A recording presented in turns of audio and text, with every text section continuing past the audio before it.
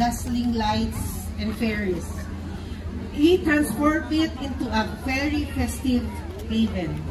So, pinagsama po natin yung mga puno, yung mga flowers natin, and plants, combined it with dazzling lights, and comes Christmas metamorphosis.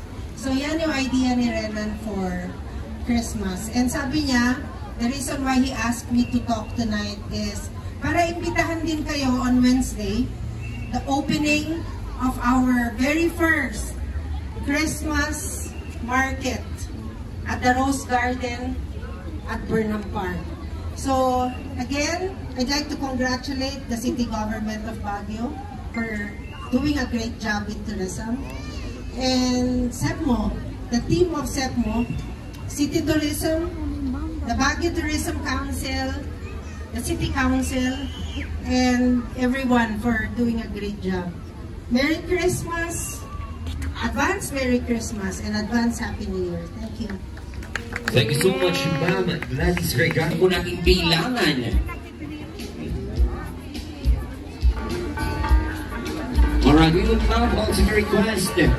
Hindi ka na si Ma'am pala, no? Alright, so tama-tama. Meron naman tayong mga distinguished individuals na po na nandiyan po sa ating crowd who would love to join.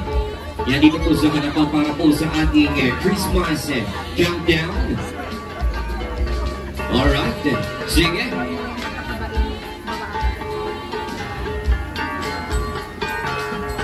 Alright, so without further ado, naka-request naman natin lahat po ng mga bisita natin na tumayo din.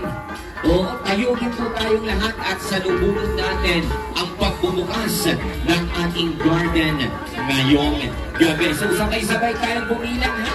Dapat malakas ang ating bilang. Ako, dahil kung hindi po malakas, malamang sa malamang, baka hindi po i-open ng buo itong ating mga lights ngayong gabi. Ladies and gentlemen, let us now start the countdown in 10, 8,